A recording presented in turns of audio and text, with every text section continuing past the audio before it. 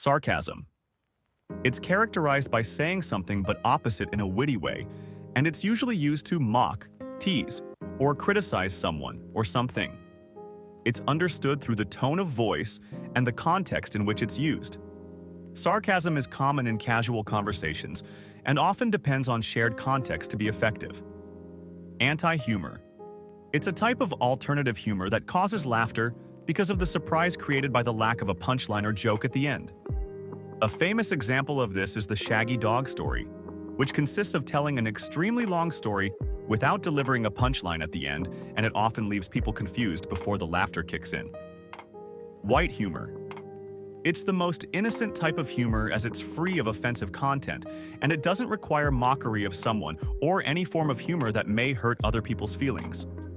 It's mostly targeted towards kids and teenagers, as there are neither insults nor bad intentions. Dry humor.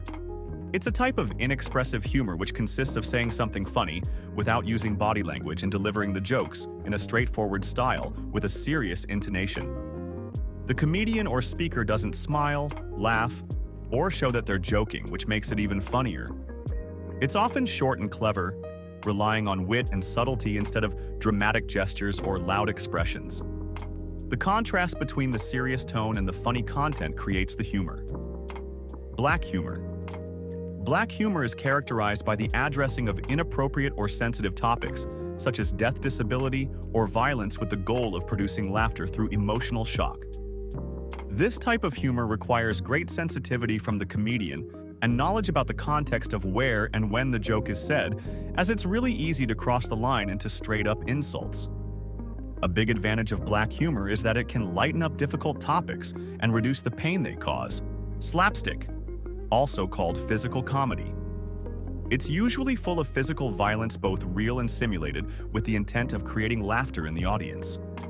This type of humor involves the creation of embarrassing, painful, or humiliating situations for those involved, and it's one of the only types of humor that can be enjoyed solely through vision, given its physical nature.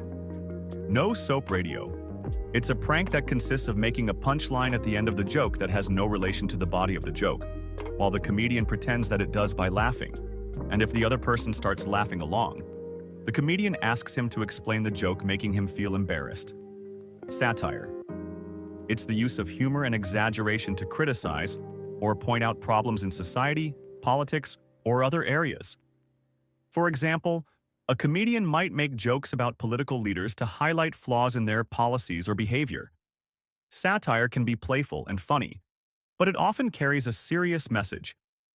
It's a mix of entertainment and social commentary, making people laugh while encouraging them to think critically. Surreal.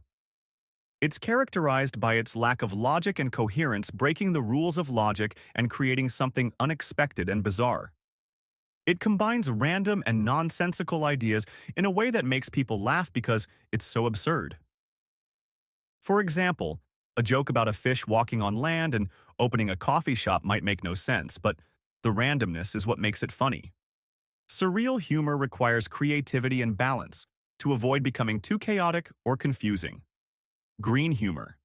It's sexual humor, both implicit and explicit, that has a vulgar nature and bad taste, which creates laughter from embarrassment. Of course, the most explicit jokes are targeted towards an adult audience, and it's one of the most universal types of humor, as it can be understood by every social class. Grotesque humor. This one is a visual type of humor, and it's mainly used by cartoons, which can more easily distort and exaggerate characters' features to make them ugly and horrifying. This type of humor invokes many emotions at once, making the audience feel both disgusted and entertained at the same time.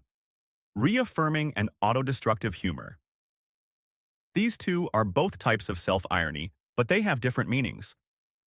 Reaffirming humor arises from the need to laugh at oneself in a healthy way, especially in adverse situations to lighten up the mood. Autodestructive humor, on the other hand, is self-deprecation or used as a punishment for oneself, and it can be a sign of low self-esteem. Observational. Insult comedy. Insult comedy consists mainly of offensive insults, usually directed at other performers or at the audience, especially toward hecklers. It can be both improvised and structured, with comedians holding what are called roasting sessions.